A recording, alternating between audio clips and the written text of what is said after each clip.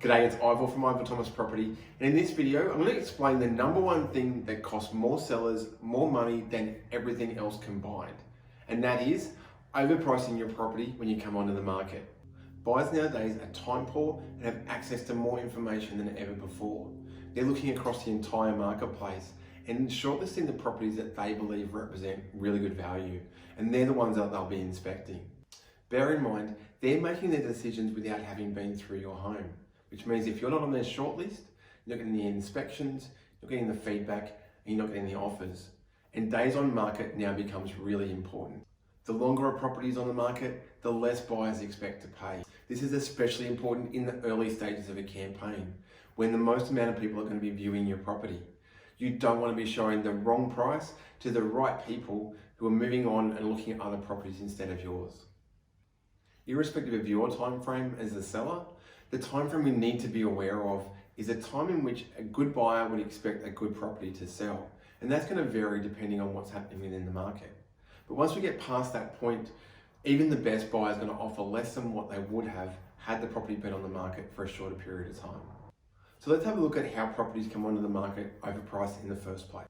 Number one is called the endowment effect. And it's simply where an owner sees more value in their home simply because it's theirs. It's totally normal and it's totally understandable.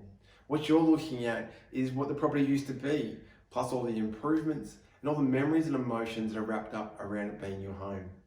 It's really important to try and be subjective and look at the property in a context of what's happening within the marketplace.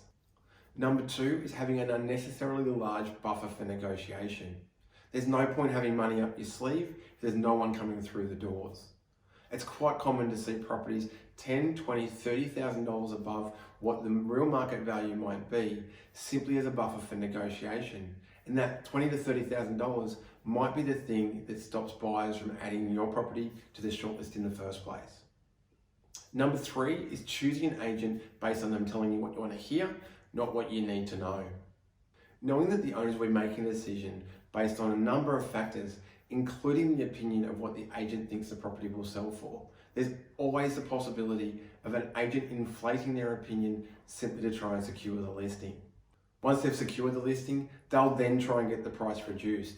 Or worse still, have the property sitting there at that unrealistic level, missing the window opportunity with the best possible buyers. This is where having a great relationship with your agent from day one is really important. It starts with having a realistic appraisal based on what's actually happening in the marketplace, setting a proper pricing plan from the beginning, and listening to the buyer feedback once you're onto the market. Follow these steps and you won't run the risk of underselling your property by sitting on the market for too long. I really hope this has been helpful, and if it has, make sure you subscribe to get alerts for future videos. I'm Ivor Thomas, loving the Manning Valley, loving real estate, and remember, if you're thinking about selling, always get 3 appraisals and make sure one of them is from me.